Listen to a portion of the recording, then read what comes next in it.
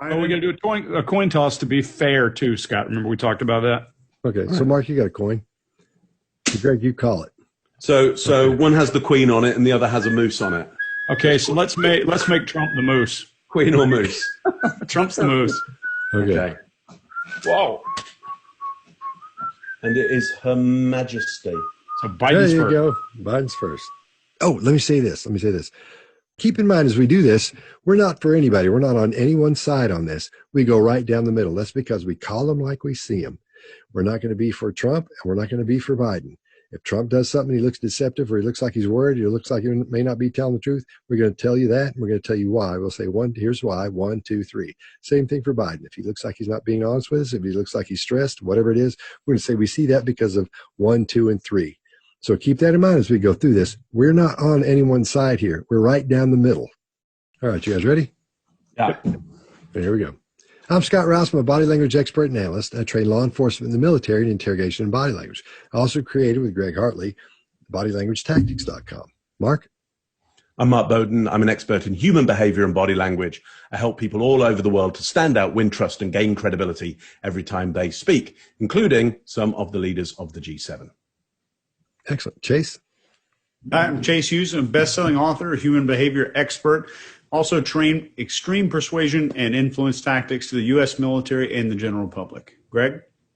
Greg Hartley. I'm a former Army interrogator, interrogation instructor, resistance to interrogation instructor. I worked on this course with Scott called bodylanguagetactics.com, and I spend most of my time on Wall Street and with corporate America today. Awesome. Well, today what we're going to do is we're going to look at the differences in stress between Biden and Trump during the debates. So what we've done is taken footage from old debates, and we're going to compare them. We've got a situation where, in other words, Biden's being attacked, and we look at his stress. And we've got one where Trump's being attacked, and we look at his stress, and we compare those. So we'll do one of, since we just did a coin toss, and Biden won, so he's going to be first. I don't know if that's winning, but yeah. Yeah, that's true too.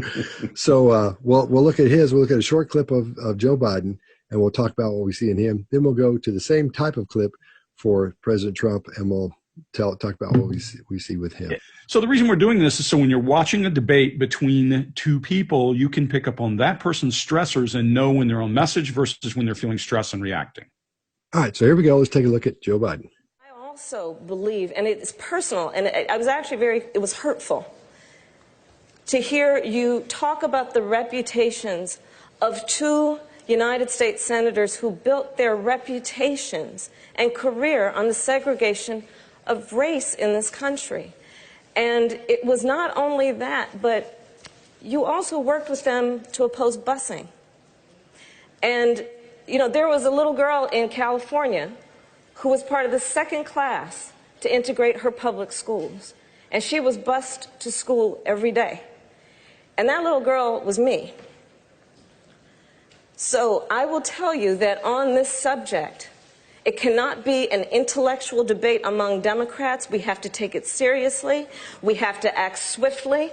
As Attorney General of California, I was very proud. All right, Chase, what do you got? We see right when she starts, he knows the road she's going down. So we see this head downcast movement.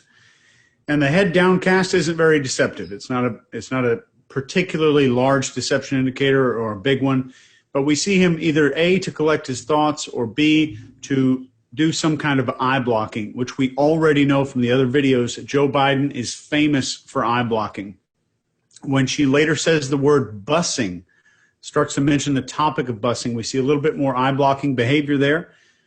And there is constant tension in this chin boss muscle here throughout, which typically, if you talk to pretty much any expert who's actually an expert, they'll tell you this is kind of a grief or a shame muscle. There's actually a really cool experiment they did in New York City after 9/11. New Yorkers don't talk to each other very much, but they would exchange glances to each other and just kind of raise that muscle. And they called that recently, just named that the shared grief expression, which I thought was really cool. And his blink rate goes from an 18 to a 74 in this time frame when she's talking about this. So I thought that was interesting. And I think there was some genuine concern, maybe some disbelief and some shock there as he turned his head. And I'll let you guys dissect the rest of that. Okay. Greg, what do you Greg, got? you want to go? Yeah. So this is a really good one because you see real pain in his face. I mean, this is not pretend. This is a great opportunity. All of the muscles in your face, and I'm going to try to remember the muscles. It's been about 1,000 years since I studied musculature, so I'll have to try to remember the ones. But for sure, you see his brow rise and come to a kind of a rise there in Duchenne's grief muscle. You also see, Chase has pointed out so well, that chin boss rise. But if I recall correctly, these are incisivus, these two muscles that are right beside your nose and that run down the long side of the face, and they hollow your face when you're feeling pain or grief so that you get that look. His eye contact is down. To your point, his chin is covering his throat, except for occasionally he'll look up, and you can't miss that blink rate. It's one of the best we've ever had, I think, in terms of escalation. All those muscles show that he's really feeling grief. He does the eye blocking piece, and then he moves down to the right into an emotional conversation, and then back down to the left in internal conversation. I later read he felt like he was flat-footed when this happened. He was not ready for it. And you can see it in his face. It's very good and very easy to see the pain and grief. So, Scott, what do you got? I think he's being pretty stoic at this point. He's standing there and he's taking it, because he sees it coming, I think, when she's talking about it. But he sees slowly throughout the whole piece, we see his eyebrows come together really slowly in there. We see that, what Greg was talking about earlier, we see that come together really slowly. So it's growing. The feeling that feeling is growing for him. And when she says the word bussing, he blinks 5 times in 2 seconds, which is a load. I never paid attention to blink rate a whole lot until Jason brought it up every 4 minutes. I was like, geez, there's something there. And then when she says on that bus, she was on the bus, his blink stares down to almost nothing, goes down to nothing. Then when she says that and he turns to her, he starts staring, his eyes get wider and wider and wider. They're not out of hand or anything, but they start getting wider. He's trying to take in all the information he can, but at the same time, I think he's thinking about what he's got to say next, because that's pretty hard to get past, but I think he does a good job doing that. Mark, what do you got? Yeah, so what's interesting for me is this is exactly what I train people for, or certainly politicians for, these exact moments. And so what I'm seeing is some of his reactions are trained reactions and countermeasures, because he knows what's coming, and then his countermeasure stops working for him because he gets hit with some specifics that his unconscious mind his conscious mind can't countermeasure. He wasn't expecting. So I would say he's expecting something to come up around this area. And so you see him play his countermeasure, which is to break eye contact and move his head completely away and stay very, very still. So he breaks, and there's some eye blocking there, and there's some stillness. But this, for me, is just an avoidance tactic, and it actually works quite well. And I think that's why Scott says, it's pretty stoic what's going on there. And I think that's, at this point, what he's trying to present. World leader, stoic, good point, but look how I handle this like a rock. Then she hits him with bussing. That's really super specific.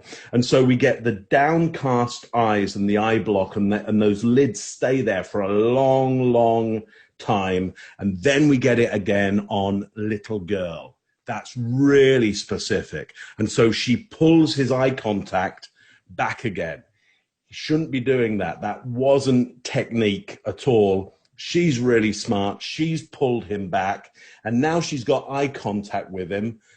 He's under real stress. So what I want people to notice is there's how he deals with technique with the stress, and then there's what he's like when he's really under the stress. And on bussing and little girl, that's him really under stress. That's what I got for you. I also believe, and it's personal, and I was actually it was hurtful to hear you talk about the reputations of 2 United States senators who built their reputations and career on the segregation of race in this country. And it was not only that, but you also worked with them to oppose busing. And, there was a little girl in California who was part of the 2nd class to integrate her public schools. And she was bused to school every day. And that little girl was me. So I will tell you that on this subject, It cannot be an intellectual debate among Democrats. We have to take it seriously. We have to act swiftly. As Attorney General of California, I was very proud. All right, now let's move on to the same type of situation with President Trump. Secretary Clinton, do you want to respond? Well, like everyone else, I've spent a lot of time thinking over the last 48 hours about what we heard and saw. You know, with prior Republican nominees for president, I disagreed with them on politics, policies, principles, but I never questioned their fitness to serve. Donald Trump is different. I said starting back in June that he was not fit to be president and commander-in-chief. And many Republicans and independents have said the same thing. What we all saw and heard on Friday was Donald talking about women, what he thinks about women, what he does to women. And he has said that the video doesn't represent who he is. But I think it's clear to anyone who heard it that it represents exactly who he is. All right. Greg, you want to go first? Sure. He starts off by swallowing heavily. He's a heavy guy, so he's got a lot of stuff going on there. But he starts off by swallowing heavily and then clenching his teeth. You can see that working in the side of his face, and you can tell he's actually not very happy. He does something I call a chained elephant, and that is all of his energy is going somewhere, and he is not going to use his hands because he doesn't want to leak information at the wrong time. So his hands are down, and he's doing that kind of that rocking thing or dancing bear, whatever you want to call it. His eyes are focused on a threat, but he's remembering to connect. If you watch him, he's looking at her like, I can't believe this. And then he'll turn and remember he's supposed to look at the moderator and make eye contact and keep up with the audience. He mouth grooms at one point, does this, opens his mouth, almost says something, and then realizes bad idea and stops. So he almost let that objection out. And he does that weird thing that he does with pursing his lips to control that, like it was an accident and he just fixed it. He purses his lips several times in self-control. And then when she starts to attack, that chained elephant thing increases dramatically. He squints at her with a lot of scrutiny, and then he does some downright eye movement, goes back to the pursed lips, but he controls all this, squints his eyes, and looks at her. You know, one of the things that I want to point out with him and with anybody like him who came to politics from somewhere else, politicians have to make everybody some kind of happy. CEOs don't. So they come in with a whole different set of body language than people who have had to be in the public eye and make people happy along the way. He's not an entertainer. I'm not taking that away from him. But when you're the 800-pound gorilla, you get to make your own kind of rules. Once you become president, you work for a whole lot more people. So you see some of that here. Chase, what do you got? I get to say it this time. Hey. We see something here that Barbara and Alan Pease, as far as I know, coined this term. It's called the fig leaf. And the fig leaf behavior is when a male wraps his hands or clasps his hands in front of his genitals. And for women, we see a behavior that men don't do very often, which is a single arm wrap, which is where one arm wraps around the body and covers the uterus. I know you can't see it here on camera, but both of those behaviors are typically done during one of three circumstances. And this is when someone is feeling vulnerable, threatened, or insecure. And this is a classic display of this. This is a cherry-picked example. I could not have scoured the internet for a better example for you guys to see this. So that is great fig leaf behavior, which is called a genital protective behavior in the grand scheme of things. We have some sour puckering, which I'm going to leave all to Mark. I'm not even going to talk about it. But this body swaying behavior here that we're seeing is a repetitive motion. And if we go back to the grandfather, all of our body language dad for all of us, his name's Joe Navarro. He has a book called What Everybody is Saying. It's right here. In this book, he talks about this, and in his keynotes, he talks about this. It is profound, and it could fit on a Post-it note. Any repetitive behavior is self-soothing. Any repetitive behavior is self-soothing, and I think that's great. However, if you want to use this in your life, So this self-soothing comes from a spike in anxiety, and the body says, I need to burn this crap off. I need to get rid of this stuff. So it starts to do repetitive behaviors to burn off the energy. If you're ever needing to control this without other people knowing, curling your toes into your shoes, tightening your leg muscles if there's a table between you and the other person is a great way to burn off that excess adrenaline. And I will pass it to Mark. What do you got? Lovely. So let me first of all address the sour taste or the bitter taste in the mouth, or what we often call the sucking of a lemon. And so now that's a little bit different from the lip pursing, which we see later on. But check back in that video for moments where you see like little indentations back here, and that's the bitterness. So as kids, we start this reflex because alkaloids that are in bitter tasting stuff, they're medicinal, but for most kids, you don't want lots of it. So we develop this bitter taste to kind of push out those alkaloid containing leaves that we might have eaten. What we know is that's the unconscious mind going, oh, this is really bad medicine. This is poison. There's something poisonous going on here. Look, here's what I see around here that I love. So first of all, yeah, we absolutely do see that fig leaf, but also we see the body tuck in because of that, and you get minimization. For somebody as big as Trump, and he's a big lad, he's a big man, okay? If he starts to minimize, especially he's wearing suits that are designed to create an even bigger shoulder mass than he even has, and he's big in the shoulders anyway. So we know he's under pressure here because he's literally compressing himself in. What I love to see from him is that cheek blow that he does. Yeah, you see it a little bit there. And I would say that's him saying, I'm not quite sure what to do here. I don't know. I'm going to have to contain my air around this. I don't think he was expecting this one. He's not expecting this particular attack, which I would say from my point of view means he's not prepared this fully. In fact, I think if he'd been better coached, better prepared, he would never be allowed to do a fig leaf. He would never be allowed to minimize. We'd have a countermeasure for this already. And so we get this lip pursing there as well, which is disagreement. The bigger, the more extruded the lips, the bigger the disagreement. He does that at least twice, and it builds. So for me, the interesting thing is what's triggered this? What's triggered something he doesn't know how to countermeasure? And I would say it's a direct character attack on him being unfit to lead. Now that I know that, now that I speculate, if I can attack him, his character directly around unfitness to lead, he will be destabilized. So should I be training his counter? That's exactly what we'd be going for, to see if we can get those kind of behaviors. We'd be working out ways in order to directly attack his character and say that character fault means he's unfit to lead.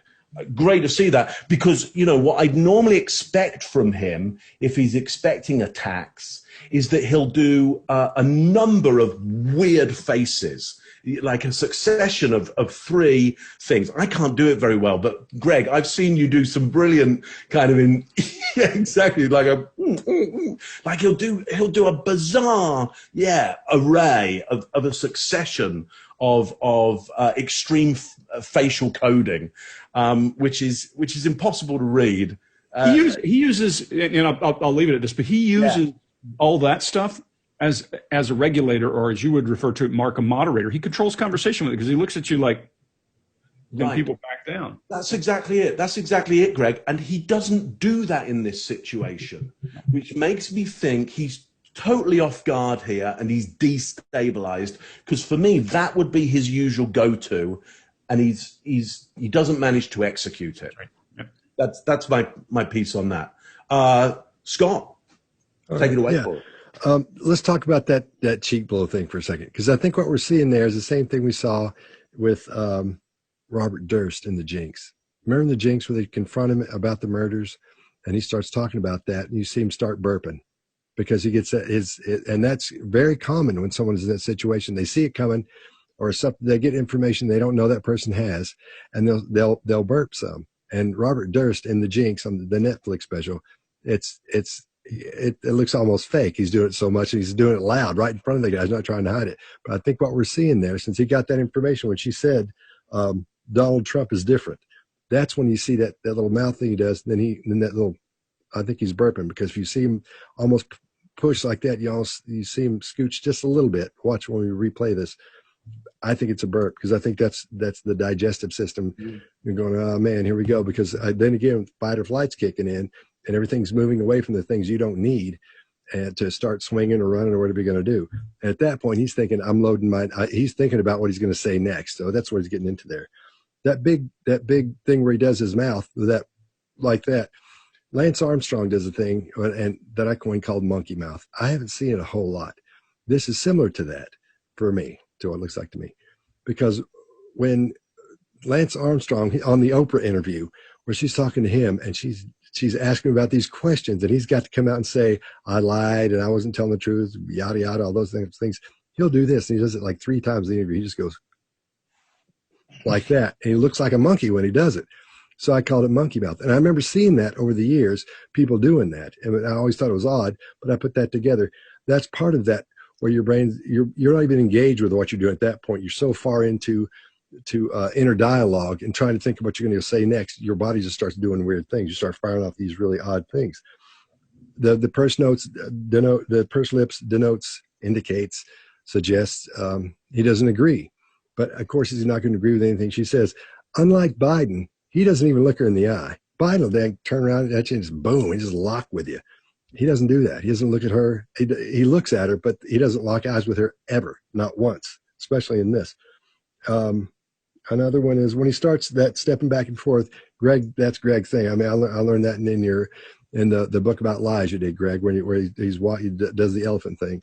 Same thing we're going to see in a little while, where he does. Talk about that, the tigers in the cage, Greg.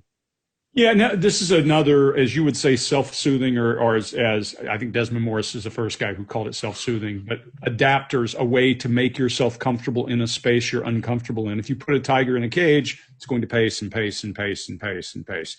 And humans do the same thing. If we're feeling something, it's going to leak somewhere. That adapter is his way of relaxing, moving around, releasing nervous energy. And he happens to have his hands in front of his crotch. To your point, Chase, great call. I call that sacred space. When you make a space for yourself and make yourself comfortable in that space, you own everything. That's a way to soothe a hell of a lot of stress. Right. And then toward the end here, we see he's moved from looking like this to he's almost like this as his fight or flight's kicking in, and his head is down. It's not major, but if you look at the two, as you go through, you'll slowly see that happening to him.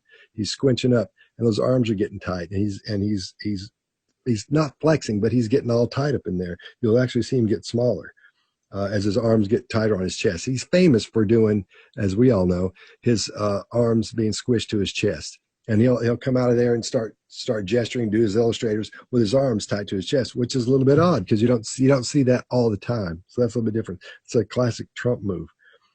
And you guys have covered everything else. So that's good for me. Secretary Clinton, do you want to respond?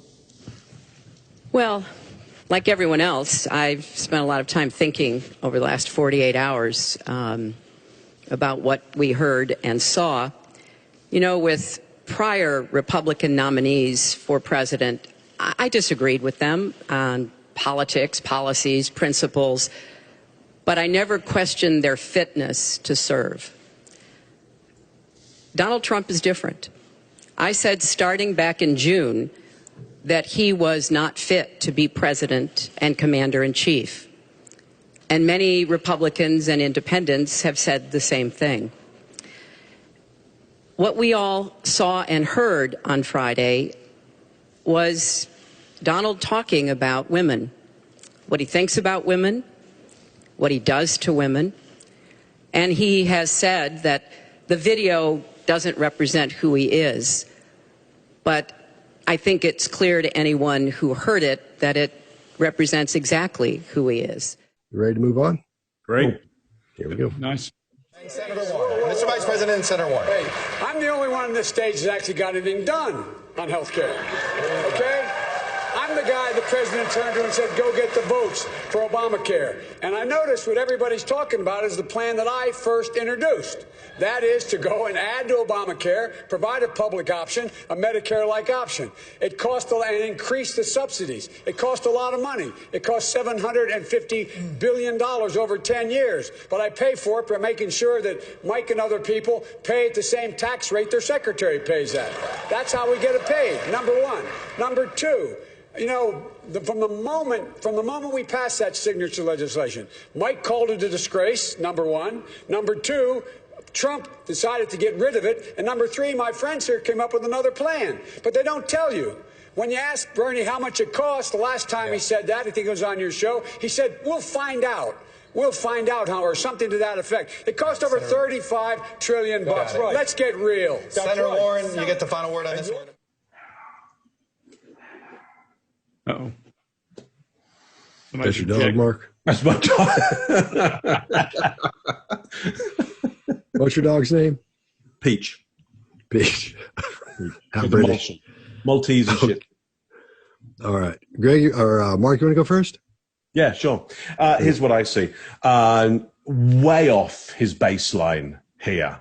Like, just go and watch any other Biden, and you're going to hear a low, deep chest voice with lots of calm, downward intonation. You're going to, have a slow, gentle rhythm. There's something quite comforting, essentially, around Joe Biden's baseline. What do they call him? Uncle Joe? Is that, there's the kind of the soft cuddliness to him. This isn't here at all.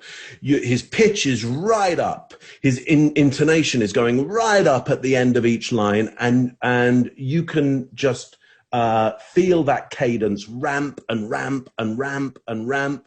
We start to get the anger in the eyes, the narrowing of the eyes. We start to see the bottom teeth. We certainly see lip tightness. So we've got big indicators there of anger, raised voice, but upward inflection, which means it's not commanding anger. It's getting pretty out of control here. And then right at the end, we hear, we'll find out, and the head juts out and the forehead lowers. And at that point, we're then into, I would say, all the indicators of anger. Now, I believe that the head lowers because if blows are going to come from the top, if you've lowered your forehead, anything is going to glance away from your eyes. You stand less chance of your eyes getting attacked, and they've also getting damaged, and they've also narrowed as well. So I think what's interesting here, from my point of view, as somebody who would train people to understand how to use this destabilization as an advantage, the important thing here is you can get Joe Biden really angry if you want to. You just got to know what the triggers are, but he will go there and he'll ramp himself way out of control, I'd say. Chase, what you got? We have him constantly raising his eyebrows. And the eyebrow raise pretty much in general indicates the opposite of what anger does to our face. Anger brings them down and together. The eyebrow raise is an innocence display, if you will, but we're asking for confirmation, which we're confirming with that. He's raising his eyebrows up, and he's also has the upward inflection at the end of his sentences, which he's also asking for agreement. And he's staring at the audience, asking for agreement from them, asking for clapping from them. He's surrounded by younger people with much higher energy. So I think that's really influenced his decision on how to behave on stage. We see most of his negative references, he's using his left hand. Positive references, he's using his right hand. He's focused very much on self-pronouns here. Very much on self-pronouns. And he's distancing all of the accomplishments. He's distancing them from Obama and making them his own. The whole reason the entire medical thing was successful was because of what I did. And I did this and I did that. So there's not very many team pronouns here. So we don't see a lot of we and us and our plan. We see a lot of self-focus in here. And overall, we see a completely uncharacteristic Joe Biden here, as Mark much more eloquently than I said. And in the end here, what we're really seeing with Joe Biden is an out of baseline response. So if we're watching the debates and we see the eyebrows go up for an extended period of time, that's an irregular response, a very good data point. We see the upward tone at the end of the sentences and all the other things that we talked about here just now. That's a very good data point for the debate. He's coming out of his baseline, and someone has done that to him.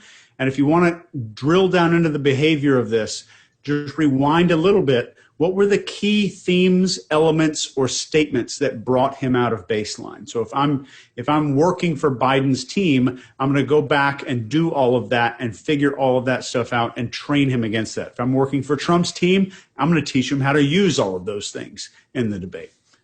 Scott, what do you got? Yeah, so you brought up elements, and I know you've got tell them about your elements that you put together. Yeah, I have it resembles kind of a periodic table of the elements, and it's got all the stressful, non-stressful behaviors, and you can rate everybody on deception and stress on there. You can download it for free. We might put it in the comments here. You just go to my website. It's all over the place, but it's absolutely free. You can download it and use it to watch the debates if you want. Thanks, Excellent. Scott. So everybody's covering all the big stuff. Y'all are nailing it. So I'll go to when he's got his eyebrows up and he's locking eyes with the guy asking the questions.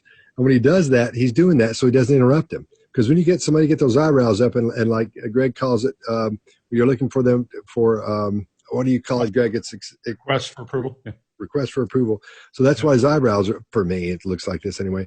His eyebrows are up and he's locking eyes. So he won't say anything. So it's like he's talking right to him. That's why he's being loud. And he's being loud because he's a little bit frustrated because everybody else is talking longer than he is. And he's finally said, I've had enough of that. I'm going to go in swinging. So that's why he's getting loud.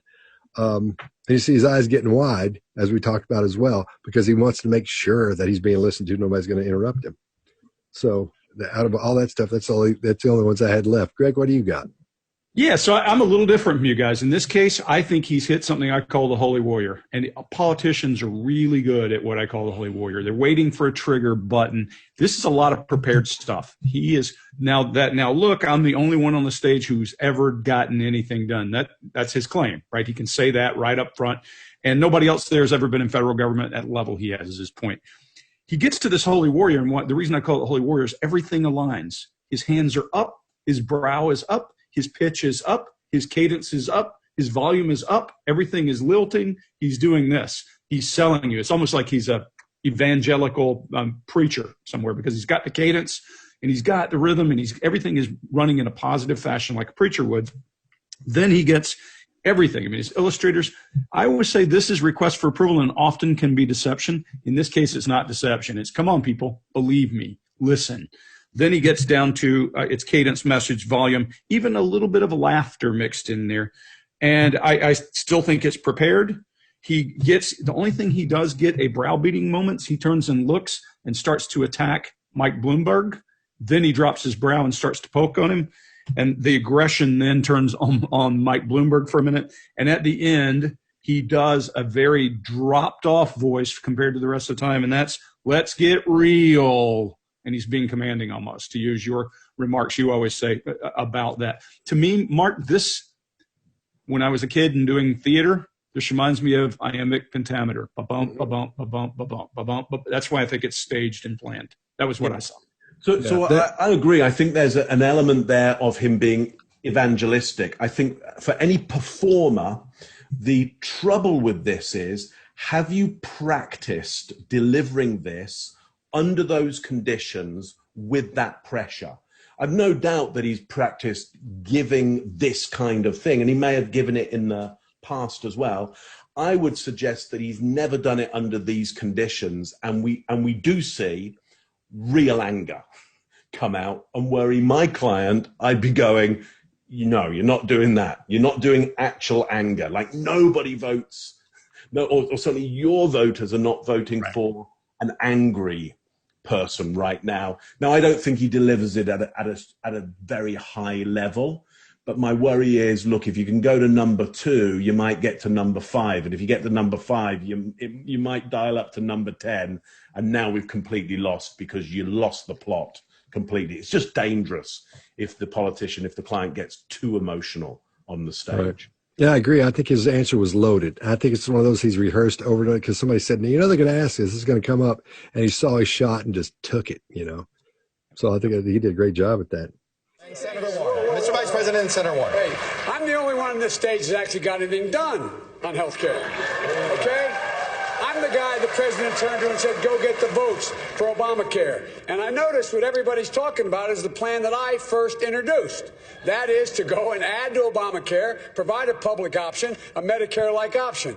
It cost and increase the subsidies. It cost a lot of money. It cost $750 billion over 10 years. But I pay for it by making sure that Mike and other people pay at the same tax rate their secretary pays at. That's how we get it paid, number one. Number two, you know, from the moment we passed that signature legislation, Mike called it a disgrace, number one. Number two, Trump decided to get rid of it. And number three, my friends here came up with another plan. But they don't tell you. When you ask Bernie how much it cost, the last time he said that, I think it was on your show, he said, we'll find out. We'll find out how, or something to that effect. It cost over $35 trillion. Right. Let's get real. Senator Warren, you get the final word on this one. All right, we all good? Yeah. Good. Yeah. All right, here we go. But if I win, I am going to instruct my Attorney General to get a special prosecutor to look into your situation, because there has never been so many lies, so much deception. There has never been anything like it. And we're going to have a special prosecutor. When I speak, I go out and speak. The people of this country are furious. In my opinion, the people that have been long-term workers at the FBI are furious. There has never been anything like this where emails and you get a subpoena, and after getting the subpoena, you delete 33,000 emails. And then you acid wash them or bleach them, as you would say, a very expensive process. Greg, that sniff is yours. So, oh yeah, I love this one. I love this one. Well, the Trump sniff can be many things. He counts, you know, he will count victories with a sniff. This one's not that, but he will count victories. Every time he scores a point, he'll go, he's keeping track in his head. I know other people who do it all the time. I live in the South, not an uncommon thing in the South. Not that he is Southern. This is the best example of fight or flight we're going to see in a long time. It's not that he's afraid or angry. Every one of us, every one of you listening, every one of you watching has been in a position where you're in an argument with someone and there's tense words. And when those tense words occur, that brain goes, okay, fight or flight. I always say this. Our brain is not smart enough to tell the difference between having our rear ends chewed by a tiger or our wife. They're the same thing. Our bodies respond the same way. We're primitive. Our brain starts to function and go, oh, I'm in trouble. I need to run. In this case, it's shallow breathing. Chase, you talk about being able to see a person breathe in their upper chest versus their gut. What happens when the shallow breathing occurs is your respiration's short. It might sound heavy, but it's so short, you're only filling the top of your lungs. So you hear them going, and you can hear him sniff in heavily a couple of times. His cadence shifts because he's in an emotional state, and you can see his movement of his hands shifts, his word patterns shift, the pitch of his voice shifts. It's higher pitched because he's breathing rapidly, and that air is passing his vocal cords a lot faster. He's irritated, he's ready, he's angry, and he's going after. You can watch him swallow up top as well. The swallowing is up high. It's not a deep, relaxed kind of down here. And his attack and the message and his eyes are all focused on Hillary. He's got one target. I wish we could see him up close because I can bet you he's got some pupil dilation. His blink rate is up, but his eyes are locked. That's aggression all day, every day. So this is the best fight or flight I think we're going to see, and especially from a big man. And I think, Scott, you're next in this time. All right. I think I agree. Everything we're seeing here, I think, is classic Trump. Everything from his illustrators are the things people use when they're emphasizing specific words or phrases, like I just did right then. Trump he uses almost all of them. He doesn't use that, that 3.5 where he's doing this because he's not talking about things that are personal like that. But this is a loaded answer as well. He was ready for this. So for this attack.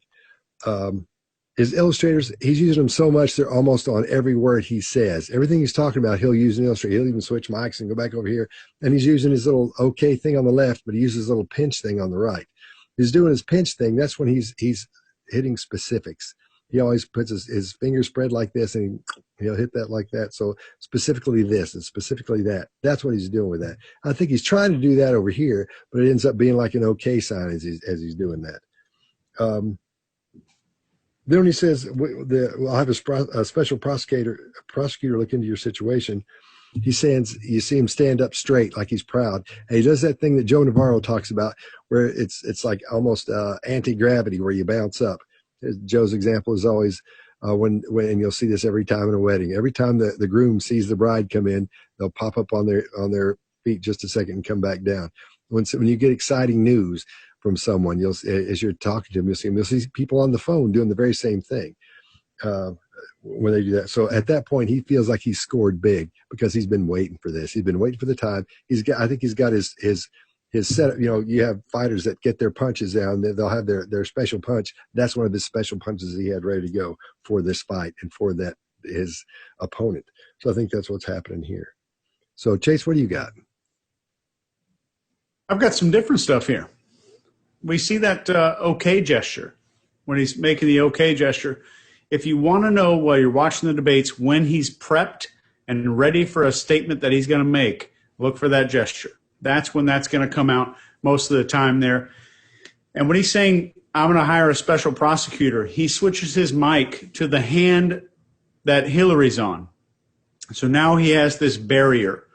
And I think that was a barrier while he was going through this really difficult part of what he was going to say. He formed a little barrier with that microphone. And you can watch, if you watch this clip back, you'll see him hold it differently, which I'm going to talk about in just a second.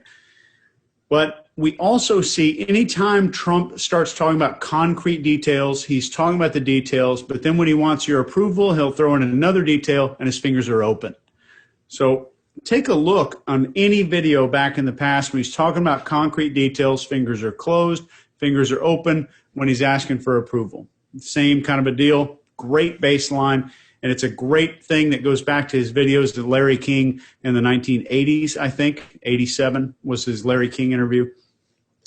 And I attended a military academy growing up. So did Donald Trump.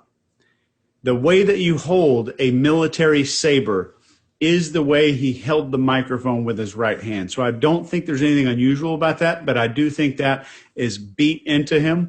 And I think that he's feeling like he's in the moment right there, and he's holding it exactly like an Army saber, which I've never seen anyone really hold a microphone that way, but it's two in the front, two in the back. And that's how you've got a grip on the Army or whatever branch of service saber there. I'll leave it at that. Mark, what do you got? Yeah, lovely. So I'm with you exactly, Chase. And so to that point, I bought a little prop with me. And so what you're specifically talking about is this grip here, which is an extraordinary mic grip, because he's got a heavier mic than this one here, and it's a lot of weight to try and carry up here. Now, I think what we see, I totally agree with that blocking move that he does. I think it's partly to do as well with he is destabilized. And so he has to change to the other one to block. And then you get a different grip.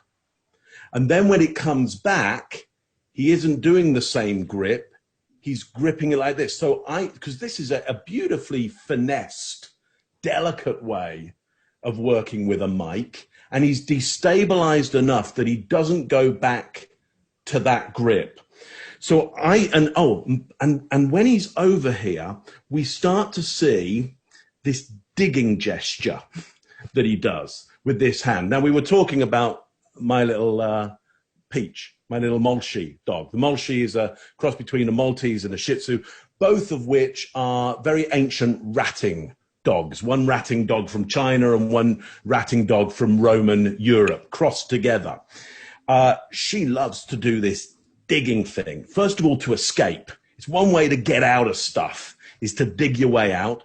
And it's another way also to get to the rat, to get to the mouse, the vole that you want to get. And so that's what interested me about swapping to this hand, because he gets to his dominant hand and he gets to do this gesture of digging in there, I would say. I don't think it's an escape gesture. In this case, it's like, I'm really going to dig into this piece here. So I think he is definitely destabilized. He is definitely fight or flight. He's definitely on the run, but at the same time, he's got still some super aggressive gestures going on there. So I really love to watch that. I'm glad you concurred on that. I'm glad I got to use a prop. So Mark, Scott got to see a mic. You want to know what it is, don't you? You want to know what kind of mic this is, don't you? Yeah. Yeah. So it's an EV. It's an EV. It's not a great mic. It's an EV RE50B. It's used. Hold it the way you were holding it with that 2-finger thing. Yeah. And kind of put your head down like this. Ladies and gentlemen, Mr. Mark Bowden is now going to do the rainbow song. Yeah. I don't know the rainbow. I'll do "Fly Me to the Moon." No, do Judas Priest, the Green Manalishi with a 3-pronged crown. And now Mark Bowden. This is definitely a crooner's grip. Yeah. This isn't, that's rock. Yeah. This is like crooner. Let's trust Scott more than I do.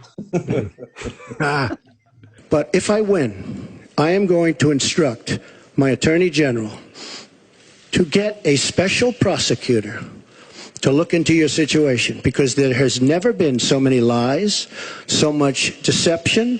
There has never been anything like it. And we're going to have a special prosecutor. When I speak, I go out and speak. The people of this country are furious. In my opinion, the people that have been long-term workers at the FBI are furious. There has never been anything like this, where emails and you get a subpoena, and after getting the subpoena, you delete 33,000 emails. And then you acid wash them, or bleach them, as you would say, a very expensive process. All right, is that all of us? Yeah. Yeah, I think so. Right. Let's move on. Did he use his power to stop those deportations? He went right around the question. Mr. Vice President, you want to be President of the United States, you need to be able to answer the tough questions. I keep my recommendation in private. Unlike you, I expect you would go ahead and say whatever was said privately with him. That's not what I do. All right, Chase, what do you got? So we start this video, we've got a lot of open mouth, head down cast gestures here. And in the grand scheme of things, might mean anything, but if we see someone with their mouth hanging open and it's not a normal behavior for that person, that's a need for oxygen. The need for oxygen is triggered by usually just one thing, and that's a spike in adrenaline. So we need some kind of oxygen there. So we're doing a little bit of, I'm going to break away from this. I'm going to take a break. I'm going to re-oxygenate my blood for just a second. The head's downcast while he's listening through this question. He's processing. And when he's hearing all of this, he responds. He starts having trouble finishing a few of these sentences, and his head jolts forward. I think that forward head movement is the way that he's trying to non-verbally and unconsciously force these words out and force them forward so that they will come out. The sentence comes out like it should. And this is just a behavior.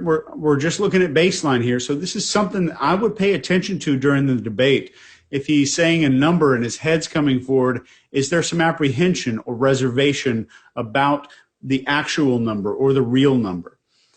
So I'll leave it at that. I'll pass it over to Greg. What do you got?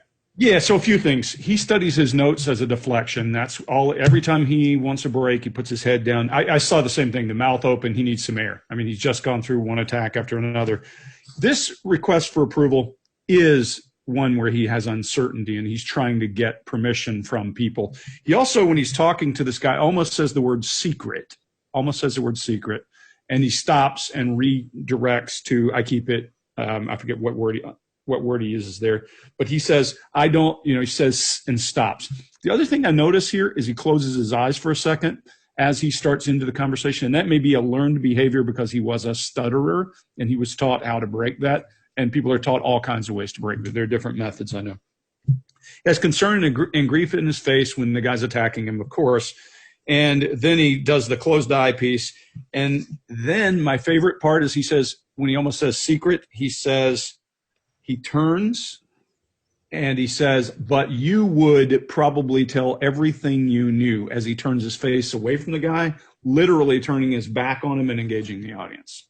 To me, it's a masterful way to get out of a hard conflict that he knows he's not doing well in, because you can see the concern in his face. And that's what I got. Scott, I think you're next. Okay. Mark. Well, he's using his head as an illustrator. So a lot of times, and he'll do that quite often. And sometimes his illustrators in this case, aren't right on the money. When someone you're illustrating something, you say, I'm not going there because this happened and this happened. If the illustrators don't land right on the money on those things, I'm not going there because this happened and this happened, or they'll keep going after they talk. That means they're still thinking. That means a lot of internal conversation going on there. They're thinking fast because he's trying to come up with a good answer. So that's what I'm seeing there in that. And then you guys covered a couple of things I was going to get. So Mark, what do you got? Yeah, so let me pick up on what Chase was saying there about adrenaline. One of the things that adrenaline does is to wipe out short-term memory, which means all the work that you did yesterday or just earlier on your debate prep just disappears out of your head. So that's a real problem. So what we're trying to do when we train people for this is to countermeasure that adrenaline. We don't want the adrenaline to happen. And now, people are going to go towards fight and flight. It's the reason why people want to watch debates is they know it's extreme pressure. They want to go, look, have we got somebody here who can lead us under pressure? What's our best way of testing this? All right, put them in the ring together, see how they do, see who comes out like a leader for us. So we're trying to countermeasure what is absolutely going to happen. I think we absolutely see an adrenaline rush. Absolutely right. That gasp for oxygen, the wiping of the memory, so he doesn't quite know what he's going to say. He's now lost his countermeasures for that stuttering, so we do see those words collapse on him. Stuff doesn't start to make sense to us because we're not hearing all the words because he's not getting them out. We see a vocal click there, which is quite usual for stuttering. It's more pronounced in somebody who might maybe has Tourette's. So if you want to hear that, listen to somebody with Tourette's and you'll hear this vocal clicking that you hear from him there. He doesn't have Tourette's, but yes, he has been a stutterer. He is a stutterer. He's got some countermeasures for that, but they're starting to disappear from him. I think, as we're rightly putting forward here, because there is a rush of adrenaline, because something has triggered him. So again, we'd want to go back before that and work out what's the specific thing that's going to trigger him. And if we're in opposition, can we do that again? Can we make that happen again? Because that's not going to look good. That's what I got for you on that. Cool. Did he use his power to stop those deportations? He went right around the question. Mr. Vice President, you want to be president of the United States, you need to be able to answer the tough questions. I keep my recommendation in private. Unlike you, I expect you would go ahead and say whatever was said privately with him. That's not what I do. All right. Everybody good? Yeah. Nice, guys. Just for the record, though, are you saying that what you said on that bus 11 years ago, that you did not actually kiss women without consent or grope women without consent? I have great respect for women. Nobody has more respect for women than I do. So for the record, you're saying you never did that? Things that, frankly, you hear these things are said. And I was embarrassed by it, but I have tremendous respect for women. Have you ever done those things? Women have respect for me. And I will tell you, no, I have not. And I will tell you that I'm going to make our country safe. We're going to have borders in our country, which we don't have now. People are pouring into our country, and they're coming in from the Middle East and other places. We're going to make America safe again. We're going to make America great again, but we're going to make America safe again. And we're going to make America wealthy again, because if you don't do that, it sounds harsh to say, but we have to build up the wealth of our nation. Right now, other nations are taking our jobs and they're taking our wealth. Thank you, Mr. Trump. And that's what I want to talk about. Okay, Greg, what do you got? Sure. This is a good one because he doesn't answer the question until the third ask. When they ask him a question, he does Donald Trump 101, which is have prepackaged tripwire things to say. And, you know, all politicians do this. I say they're like roaches when the lights come on. They got things they spit out so they have time to think. But his is always the go-to.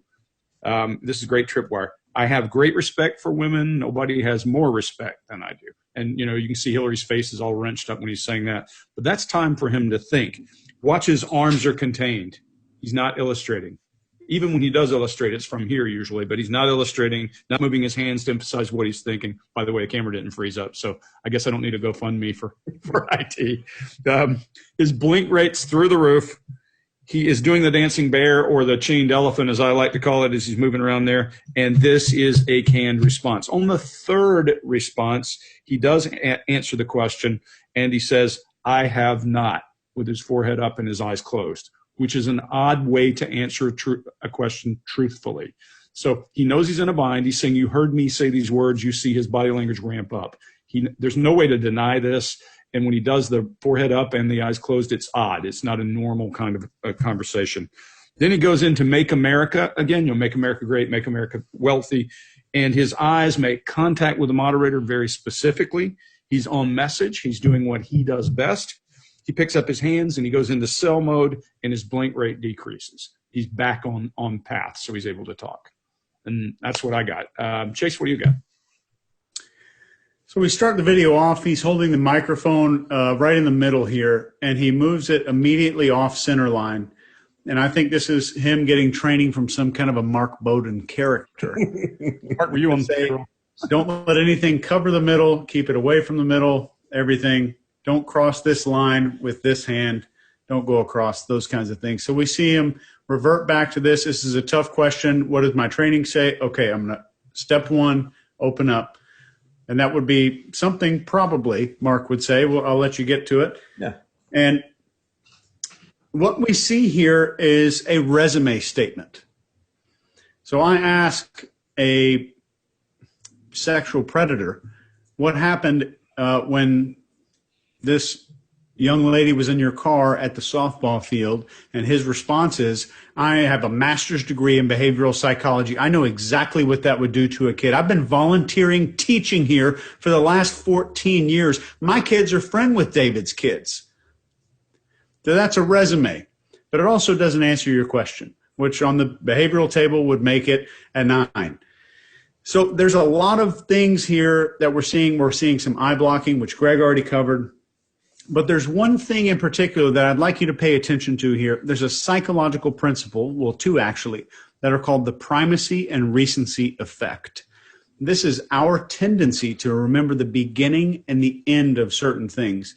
So if I am trying to persuade an audience, no matter what, I will even interrupt the moderator of a debate to make sure that the final message is what I really want people to remember. Our brains are millions of years old. They tend to remember the beginning and the end of events. If you think back to your birthday party when you were a kid, or Christmas from a few years ago, the beginning, walking downstairs and seeing the presents, and the end, putting all that crap into a big trash bag and taking all the wrapping paper and stuff out of the house. So the primacy and recency states that we're likely to remember that stuff. So we'll start with that message. Nobody has more respect than me. And we'll end with the message, we need to make America wealthy again. And that, as a human, is what we, all of us, are most likely to remember from his answer. And I'll pass it to Scott. What do you got? All right, great. You guys nailed a couple things I was going to hit too. But going back to what Greg said, we're seeing behavior here that isn't normal for him. You know, we see him, he's all tight. He's not moving. We see no illustrators at all until what? Until he starts talking about money. As soon as he hits money, here it comes. So that's when he starts with his illustrators, which I thought was fascinating because it's classic. It's classic Trump. And the eye blocking, I think, is what we're seeing when he closes his eyes and says, no, I did not. And he's not looking at, what's that guy's name? I can't remember his name, the moderator. It's Tapper in this case. I think it's Tapper. Is that who it is? Okay, I can't. Yeah. But that's when because he looks at it for a second at the person when he's asking the question, then he doesn't look at him again because he goes, yes, I do. We've all known people, you ask them a question, they go, yes, I have. I've never done that. You ask me again, they close their eyes. Well, I've never done that. But in this case, I think it's more of an eye blocking thing because I think he thinks he's busted there. So he said that stuff and he's kind of, blocking from that. And when he's answering his questions, he's looking at the camera when he's answering. He's not looking at the moderator. He's not looking at his opponent. He's looking right down the barrel, man. So, which is classic Trump. He knows where the money is. You know, he looks right down where he's supposed to be looking to who he's selling to. So that's where I am with it. You guys covered a lot of stuff, and I had to mark a bunch of junk off. But so, Mark, why don't you wrap it up? Yeah. Okay. Let me tell you what I see, and also tell you how I'd help this particular person if that was what I was doing. So here's what's happening here. He's definitely under stress, but he doesn't have the countermeasure for this. So the stress, the pressure, the adrenaline is wiping out his ability to get hold of really good words and sentence structure, or locate the rhetoric that he has stored up ready to go in order to, you know, get the party line or his line out. And here's why. He's stuck with this flipping mic in his hand. So first of all, I would have never allowed that to happen. I'm saying we're not going to have my client using a mic, because it means that they can't use their illustrators. And when you can't use your illustrators, it stops the Broca's area producing good words. The dexterous nature of the fingers is attached to the Broca's area that does language. The more dexterous you are with your fingers and your hands, the longer words you can actually and better sentence structure you can put out. But he's been hobbled with this. He's also got one arm hanging down by his side, which is why you see that flopping and waving around. He hits it at the end because suddenly he realizes, if I bring this up and start some of my dexterous gestures, I can get back onto my script. But really, his dominant hand for that is this one here. And he really needs to change his mic to that, or get rid of it and get both hands involved. And then he would have got himself back out of fight and flight and back into his learnt structures. So, we've absolutely got him under stress and pressure here. He doesn't have the countermeasures. He doesn't know what to do when he feels that stress and pressure to countermeasure that. So let's see in debates whether he's improved around that and whether his teams will allow him to have a handheld mic or not. That's what I got for you. Just for the record, though, are you saying that what you said on that bus 11 years ago, that you did not actually kiss women without consent or grope women without consent? I have great respect for women. Nobody has more respect for women than I do. So for the record, you're saying you never did that? I said things that, frankly, you hear these things are said. And I was embarrassed by it, but I have tremendous respect for women. Have you ever done those things? Women have respect for me. And I will tell you, no, I have not. And I will tell you that I'm going to make our country safe. We're going to have borders in our country, which we don't have now. People are pouring into our country, and they're coming in from the Middle East and other places. We're going to make America safe again. We're going to make America great again, but we're going to make America safe again. And we're going to make America wealthy again, because if you don't do that, it sounds harsh to say, but we have to build up the wealth of our nation. Right now, other nations are taking our jobs and they're taking our wealth. Thank you, Mr. And Trump. that's what I want to talk about. All right. Well, there we go. In our looking at stress in the two, I guess, what are we going to call them, opponents for the debates. And I guess that's it for this one. So if you like our channel, you like what we're doing, go ahead and subscribe and hit that little bell so it lets you know when something new's come out. All right. Yeah. Anybody else want to wrap up with anything else? Chase, where did you say we get the table of elements? Just chasehughes.com. Okay, cool. All right. So everybody good? Yeah. Good. Thanks, everybody. Right. Yep. Thanks. See you next time.